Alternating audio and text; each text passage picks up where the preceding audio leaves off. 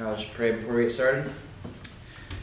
Dear Lord, I pray that you give me the words to say, Lord, and help me deliver my message clearly so that everyone can understand. I just pray that everyone here will get something out of this and learn something new from it, Lord.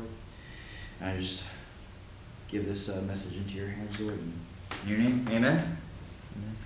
So I'll be talking about 2 Timothy 2, and especially about the metaphors on the farmer, the soldier, and the athlete. And just before I get into the text, I just want to give you guys a little bit of context and background on what's happening while this letter was being written, and like the greater context of the letter.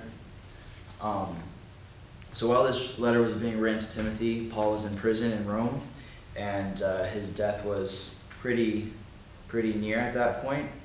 This letter was written between 64 and 65 AD, and that's kind of like near the end of Nero's reign. And if one thing that Nero was very famous for was his persecution of the Christians. And his reign he started in 36 AD, went to 68 AD, and during that time in 64, right around when this letter was being written, there was a huge fire that went all through Rome, and the people were really mad about this and wanted to blame someone, so they started blaming Nero for this fire. And Nero obviously didn't want the blame for the fire, so he shifted the blame onto the Christians and blamed the Christians for the fire, and then because of that, a huge wave of persecution and went to all the Christians, and this is when the persecution on Christians really started to heat up a lot more than it was in the past, and really started to get rolling. And there's all those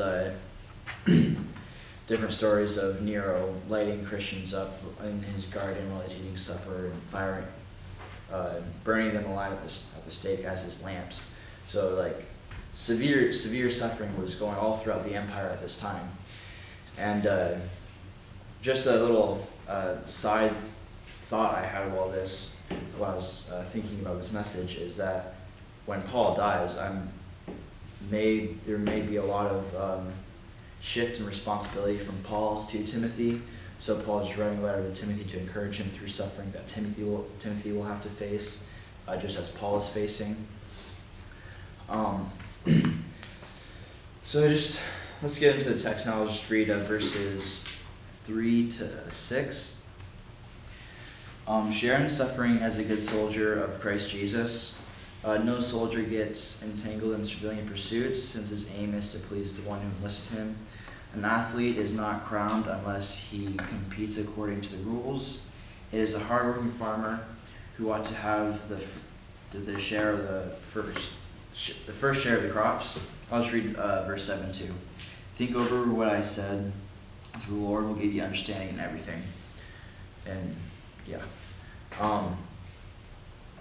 So I read probably around 7 commentaries about what I was trying to figure out what exactly these metaphors are trying to say. And out of those 7 commentaries, I probably got 9 opinions on what this is talking about. It's all because of verse 7, I think, because Paul didn't really give a reason why. Paul didn't give the meaning of these metaphors. He just said, verse 7, think over what I've said. The Lord will give understanding. And so it leaves it really open-ended for interpretation, I would say, which makes it a lot more difficult to come up with a message about this. So there's a lot of main points you can pull from this, different themes, such as endurance and faith, diligence, the need for perseverance, promise of reward, sharing and suffering. An example of this would be diligence. So a diligent soldier gains approval of his commanding officer. A diligent athlete wins the victory. A diligent farmer wins wins the first share of the crops. But due to the whole suffering theme of 2 Timothy and how that's a pretty big thing that was happening during the time Paul was writing the book, I'm going to be talking about sharing and suffering and the promise of reward after that. So in verse 3, I'm just going to read it. So sharing suffering as a good soldier of Jesus. So Paul starts the soldier metaphor right here, and the very nature of being a soldier is suffering. And if you could basically take the job description of a soldier and condense it down into one word, I would think a good word for that would be suffering. The life, especially the ancient life, because the Roman soldier had to endure a lot more than what soldiers today have to endure. Besides the constant threat of opposing armies, they often went days without food. They didn't have the transportation like we have today. They didn't have planes or trucks to take them where they needed to go. They had to walk everywhere they went, and they had to carry everything that they had while they walked. And on top of all that, they would often go years without seeing their family, which that's definitely suffering in my opinion. And the sharing of suffering is one of the main themes I want to bring out to this, through this. And so no army ever was successful without working together and sharing that suffering. For example, Alexander the Great, he used the phalanx as that was his tactic to win all his battles. So like they would work together as basically one unit to totally destroy their enemies. And Alexander the Great never lost a single battle during his short life because he died at a fairly young age. And then Roman Empire, they all worked together. Persians always worked together. Genghis Khan and his armies worked together. It's all about working together to achieve a purpose. And in battle, that purpose would be destroying the other army. And then another aspect of, I don't know if Paul would be thinking of this or not, but in sharing of suffering in the Roman army, there was several well-known cases where a legion of men or a group of men from the army wouldn't want to do what they were told to do. So I forget exactly what it was called, but they would do this thing where 10% of that group of men that didn't do what they were supposed to. One time it was an entire legion that's between 3,000 and 6,000 men, depending on what era of the Roman Empire we're talking about. 10% of the men in that group that didn't do what they were told were punished, and punished by death. And it wasn't a nice death either. They would basically take a big mallet and hit him in the back until he died. So sharing in suffering, whether that's battle or consequences, it's all shared. And there's different aspects in the Christian life we can talk about this too. For example, missions. There would be a family in the tribe, but they obviously wouldn't be alone. They would have a supporting staff, supporting missionaries on the field helping them. They'd have home staff missionaries helping them. There's this vast network of people of missionaries helping the couple families in a tribal location. And also, I think another great example of sharing and suffering is through prayer. Prayer can bring the entire Christian body together as one. And people who are suffering in China or in the Middle East or in Africa, they don't have to feel alone because of prayer. Like, they know that people all over the world are praying for them, that they can find encouragement through that. And prayer has a huge effect on the suffering that one may be facing. And just moving on to verse 4. No soldier gets entangled in civilian pursuits, since his aim is to please the one who enlisted him. So civilian pursuits, there's many different opinions on exactly what civilian pursuits means. So I think we shouldn't be distracted by things of this world, whether that's carnal things, like video games, TVs, sports, all kinds of things that we can be distracted by and prevent us from sharing the gospel. One of those in itself is suffering, because we can start facing suffering and that totally shuts us down. We don't want to talk about the gospel anymore because it makes us uncomfortable, and it may cause hard times or be shut down by people we're talking to. And that's one of the tools that Satan uses to stop the spread of the gospel, is suffering. but God kind of turned that on its head, and whenever there's this huge push for persecution of the Christian, there's also a huge spread of the gospel at the same time. So I think that's just awesome how God completely turns around Satan's tools and uses it against him.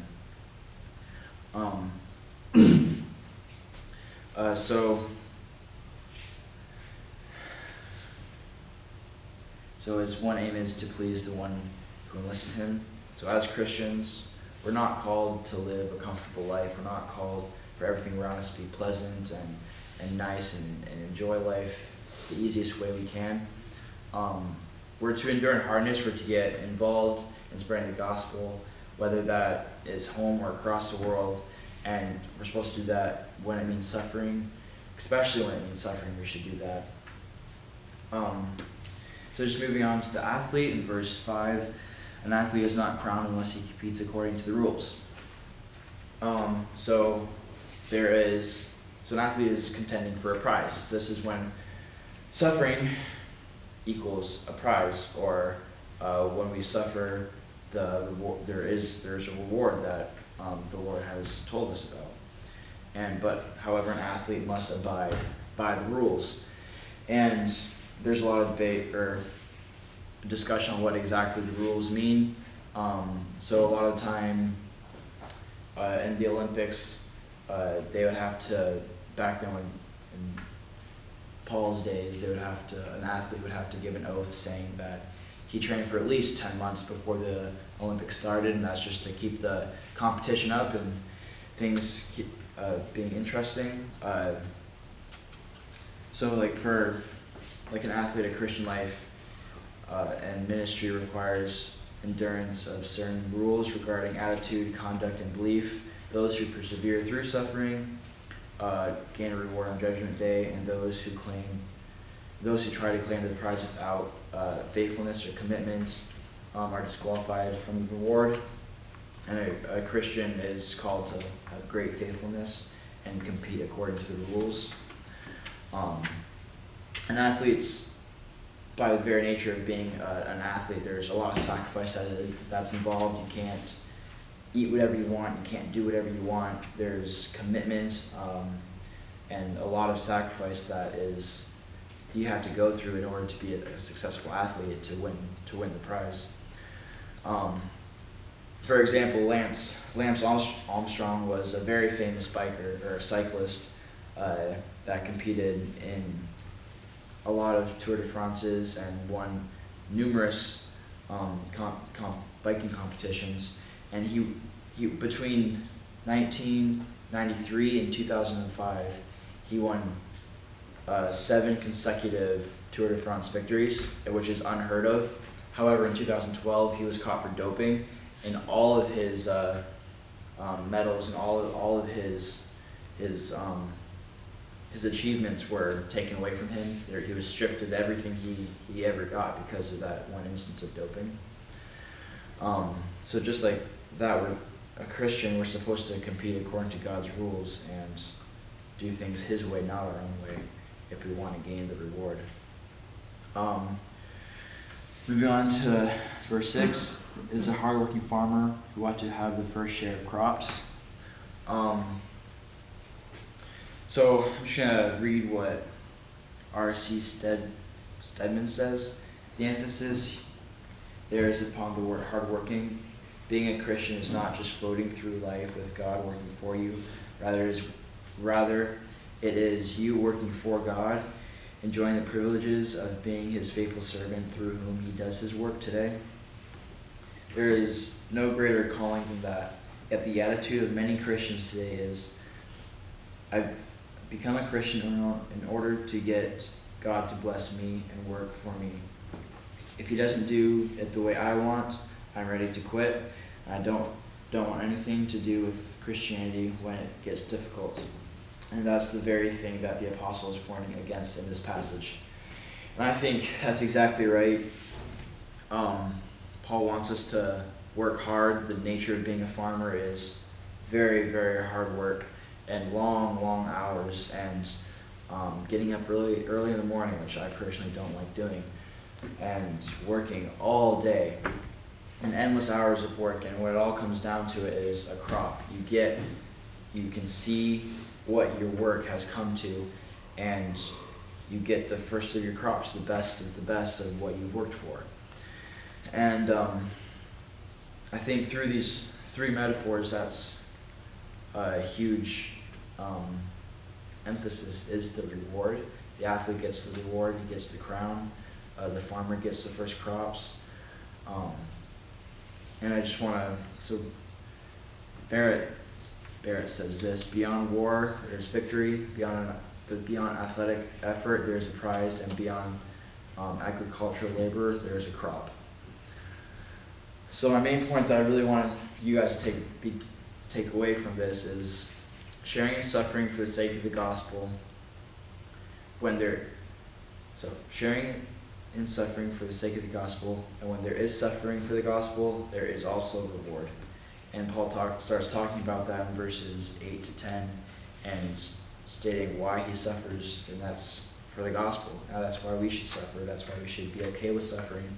That's why we should have it, not be scared away by it, not be discouraged by it, but really almost be encouraged by suffering, because that's what the Lord has called us to persevere through that, and through suffering we will gain a reward in heaven. And that's what I want to share with you guys today.